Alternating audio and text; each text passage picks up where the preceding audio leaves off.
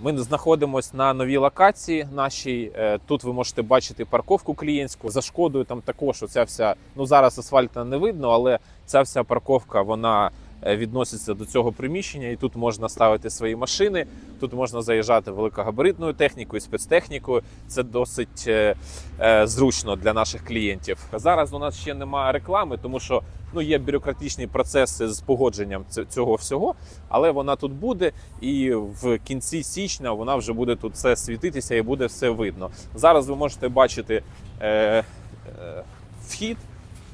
Тут є графік нашої роботи, назва нашої майстерні. От тут ви можете заходити в магазин. Ну і ходімо, покажу, що далі.